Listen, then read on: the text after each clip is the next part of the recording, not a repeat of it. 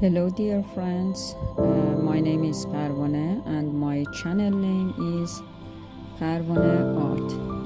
If you don't have my channel, please subscribe, like and leave comment.